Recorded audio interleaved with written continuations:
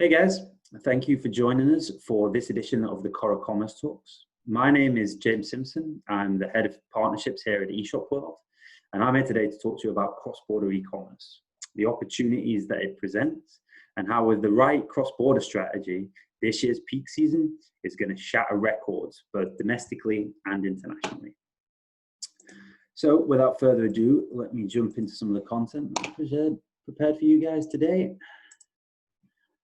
Perfect. Cool. So let's look first at setting the scene. So in a pre-COVID world, the worldwide retail e-commerce market was expected to exceed $2.3 trillion by the end of 2020. Of that, the cross-border e-commerce market was expected to more than triple to just shy of $430 billion by the end of 2023.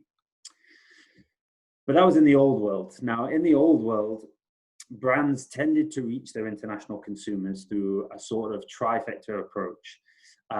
They would look at either reaching those consumers through physical stores in high footfall areas such as international airports or shopping malls, through their wholesale partners who had wider distribution networks in various countries, or through the digital marketplace. Often, even most of the larger brands had a fairly limited direct-to-consumer e-commerce offering. And even if it was available, the experience compared to their domestic offering was in most cases fairly limited. Now, that was, as I mentioned, in the old world. Since then, the global pandemic that we've all been subject to has certainly changed consumer behavior. In polls that we recorded about shopping behavior taken from the Global Web Index, what was inescapably clear is that the vast majority of consumers are moving heavily towards shopping for goods online. I don't think that will come as a surprise to anybody. I think I recently saw a statistic that was referencing that e-commerce transactions in the last 5 months had already eclipsed the previous 10 years in terms of growth. The pandemic has driven this shift, and it doesn't look like it's going to be reversing anytime soon. Therefore, I think for all brands and all savvy brands that are looking to nail down and look to the future, focusing on your e-commerce is the only way forward in this new world that we have. Now, in the new world, there are a couple of questions that you have to ask yourself. When we're looking at cross-border and enabling services for those international shoppers, are your wholesale partners going to survive this? Are they going to be in the same situation that they were pre-COVID? Are they going to be as big a part of the solution as they once were? If not, are you able to service those international consumers directly? Will your stores perform? Will your stores even be open in some regions? Which regions will you be able to offer a physical presence, and which regions are going to be solely dependent upon your e-commerce offering? And if those regions that are solely dependent on your e-commerce offering, while marketplace strategy, anybody in this industry will tell you, is an important part and should be an important part of any serious brand's international strategy, are you comfortable with the lack of control of your brand experience and the lack of control of your user experience that exists on those marketplaces? So we postulate here at eShop World that it is most important in the coming months and for the coming years for brands to focus on what it is that they can control. And what that is their direct-to-consumer e-commerce efforts. We think that it's absolutely critical for brands to focus on optimizing their experience, not just domestically, but internationally as well. What this offers, and what I think one of the silver linings of the pandemic, that it should be forcing brands to think about geographic diversity. How can you reach those international consumers? Things like social media, which become increasingly more important in brands being able to service and merchandise their goods, is inherently international in its nature. People can log on, create an account, and view your goods and your marketing pieces from all over the world. And the link between that display and marketing of your goods and the ability for them to immediately land on an e-commerce site and make a purchase to be transactional and experiential for those goods is more critical than ever. So let's not just take my word for it. Let's look at some of the information that we've been seeing and we've directly been tracking with some of our brand partners here at eShop World. And what's been absolutely incredible over the past few months is that the vast majority of our consumers are tracking far in excess of their 2019 month-on-month number of orders since we've started to see some level of lift and some level of ease of restrictions on an international basis. What's even more incredible is that for the months of May and June, a lot of our brand partners have actually been seeing orders in excess of some of their 2019 peak volume, which is fascinating. I've never seen this before in all the years that I've worked in e-commerce. It truly is an unprecedented time in terms of the growth of our industry. So let's look at that in terms of, again, drilling down and looking at some numbers. Again, for May and June, our brand partners at eShop World were trading in excess of 200% year on year, with over 100% growth versus their 2019 numbers. Again, since we've started to see some ease of restrictions, in different regions, it's varied quite largely, depending on how those restrictions have been eased.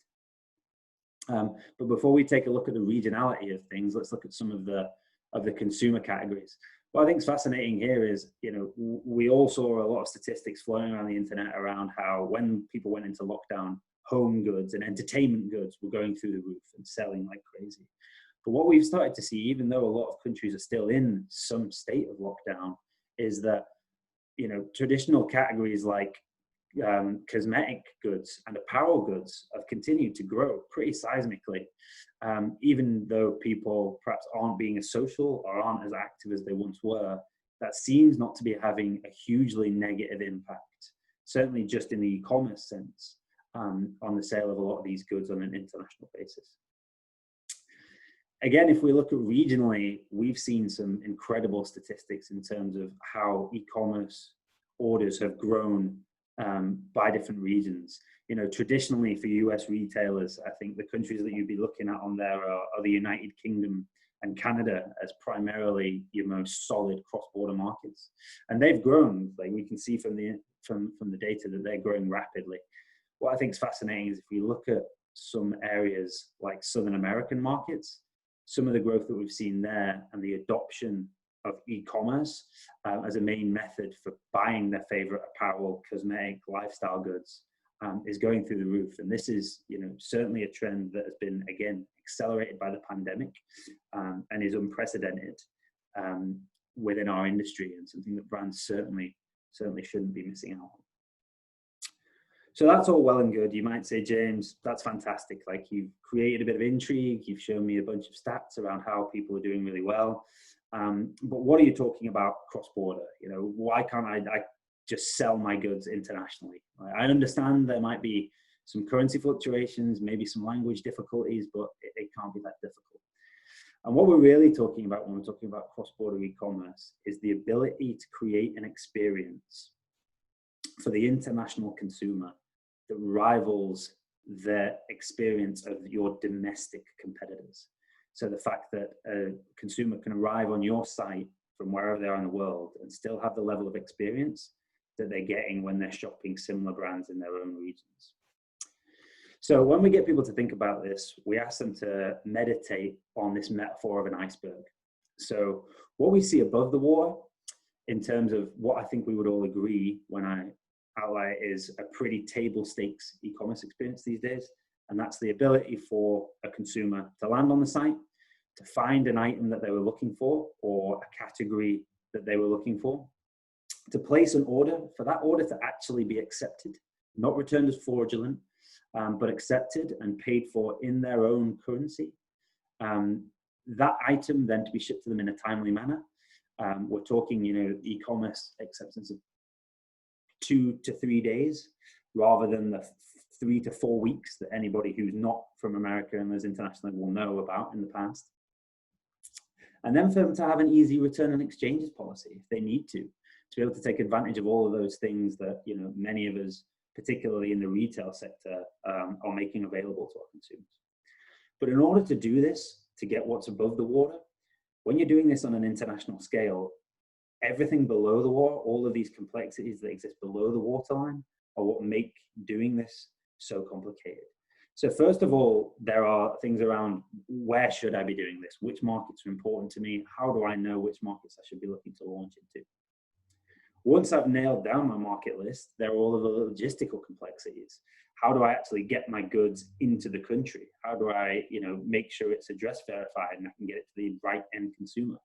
How do I, deal with inventory management and accessing different inventory pools? On top of that, there's all of the technological aspects. Things like enabling different payments for people, dealing with fraud detection, currency conversions, uptime of that in multiple different regions around the world. Furthermore, there's everybody's favorite headache, which is the compliance element of things. How do you have the right duties and taxes structure for each country that you're operating in? If you have a complex network of countries that you're trying to sell to, this can become an absolute nightmare. Furthermore, just if you nail those first 4 categories, that only gets you to table stakes. That only gets you to actually trading in those countries. What about, the user experience? What about differentiation over just facilitation? So as you can see, in order to achieve that above the line domestic experience, I think most of us would agree is fairly standard for e-commerce these days, there are all of these complexities that sit below the waterline. So let's take a look at, if you're saying, James, all right, what does good look like? Show me an example, a country-specific example of what good looks like. So we've taken for this purpose the example of Mexico, which is one of the countries that eShop World help our brand partners sell to and maximize revenues. Now, in order to do that, there are a multitude of tactics, but some things that are absolutely critical are the payments processing element, the ability to offer payment variations to consumers that they're familiar with. Mexico is a fascinating example. Only around 40 to 50% of the Mexican population actually pay for things with any type of credit card. So in order to access that larger segment at the top end, making available specific payment methods such as OXXO payments, which is an in-store payment method, is absolutely crucial to your strategy.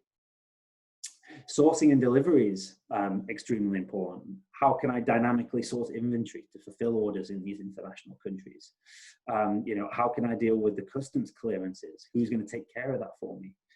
And then finally, making refunds and returns not a huge headache that it can often become without much guidance in an international market.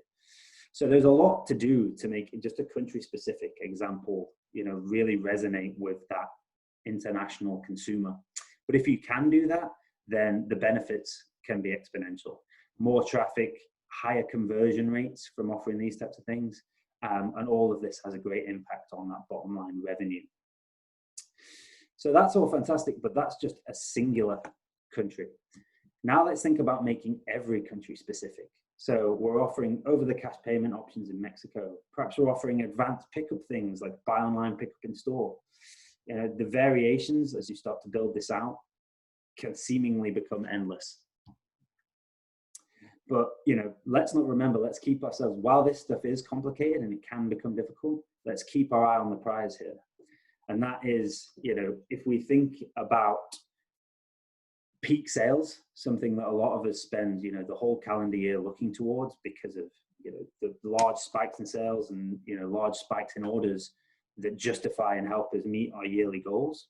Well, in the Western world, peak starts in November and runs potentially through late December.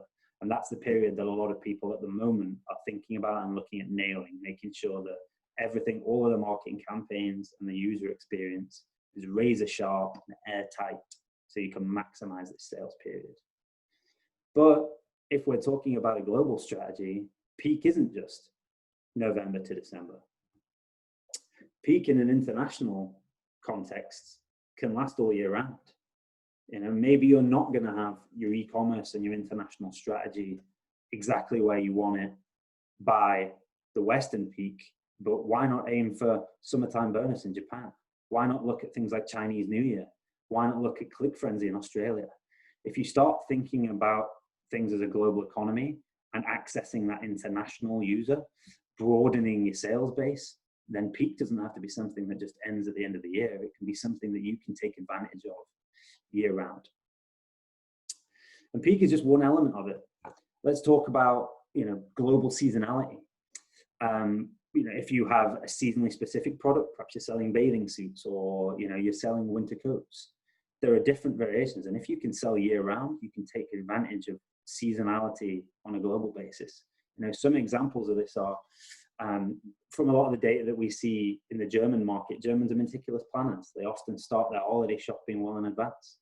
Whereas the French, for whatever reason, seem to be much more sporadic and much more likely to make purchases closer to those dates. Equally, when Argentinians and Australians are shopping for their bathing suits for the summertime, UK and US shoppers are buying jumpers because it's our winter. In February, Chinese citizens are gearing up for the Chinese New Year, buying gifts for family and friends. And in the US, shoppers are focusing on Valentine's Day. And all of these things, if you have a solid partner or a solid internal strategy for cross-border, you can take advantage of these sales spikes year round. You can take advantage of seasonal product lines, or even entire seasonal brands all year round. It doesn't have to just be focused on the traditional Western peak. Also, something to consider with COVID, second waves based on seasonality could honestly be a real reality. Looking at how we diversify our addressable audience also allows us to diversify the risk for which areas are going to trade better over this period of time. So in the new world, getting ready for peak, is certainly important. All signs lead to that the domestic peak is going to shatter records yet again. Black Friday and Cyber Monday are more than likely going to be off the scale in terms of the amount of orders and the amount of revenue that retail brands are going to be able to take advantage of. But let's start thinking about things as a global economy. If you can look at selling internationally and you can really start to access those markets, then peak doesn't have to be something that just ends at the end of the year. It can be something that goes all year round. But again, we end with, the problem here. You might be saying to James, that's great, but we've looked at international direct-to-consumer before. It's difficult. It can be expensive if you want to build it yourself, and it can take up an awful lot of time that you're focusing on preparing for domestic. So what you want to ask yourself is, how can we, access that international market with low upfront capital expenditures and with a rapid speed to market? And that's what we do. That's why we're here. So for anybody who didn't catch it at the start, we're eShop World, or ESW. We're an e-commerce and services partner for cross-border, for iconic brands who are looking to accelerate cross-border revenues with ease and speed. When we consider cross-border, really, it is a question of, do you want to build or do you want to buy partner to be able to do this and access these? Both different approaches have their merits, but certainly in terms of getting up to speed and taking advantage of these unprecedented record numbers that we're seeing, the partner side allows you to rapidly get active and trading in some of these markets. And in terms of costs, the cost of building out a massive infrastructure to service these regions is not something that you have to deal with. There are multiple providers out there for multiple different sizes of business, but this is something that, I think the vast majority of retailers should be considering, or at least thinking about, how we're going to approach this question, because the size of the prize is too large to miss. So just to conclude and to recap, if you take one thing from this, it's investment in your global D2C model, is more crucial now than ever. We'd be happy to share some of the statistics and numbers that we're seeing globally to back this up. Some of them at the start of this presentation. If you want ones that are specific to you, we'd be more than happy to facilitate that as well. But the reasons you should be doing this is because it provides visibility of all your data. You get better decision making. You can look at trends and how your consumers are behaving across the globe. It positions your brand much closer to the customer than relying on a marketplace. Really large iconic brands like Nike have made decisions recently to step back from their marketplace strategy and double down an investment in their D2C. And one of the most critical exponents of that is being able to reach your international consumers. It offers full control and flexibility of the shopper journey. You can control things right from start to end, what types of margins you want to present, how you want to present, cost structures across regions, how you want to deal with promotional efforts. All of that stuff is down to you rather than down to your wholesale partners or marketplace vendors. It protects and avoids dilution, which folds up into the previous points that I've made.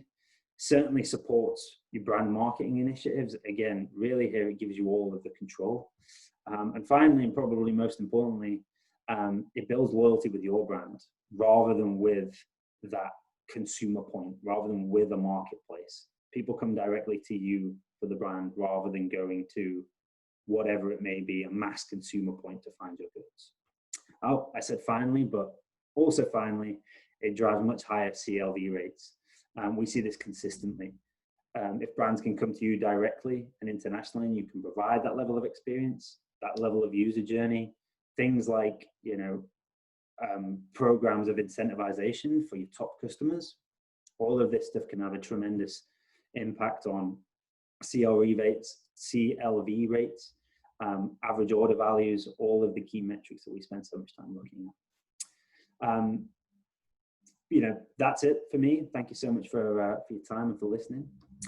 As mentioned, my name is James Simpson. If anybody out there wants to look into this in more detail and have a look at a free uplift analysis of what that international opportunity looks like for you, please feel free to reach out. We'd be more than happy to have a consultation with you. In the meantime, thanks very much for your time and have a great rest of your day. Bye now.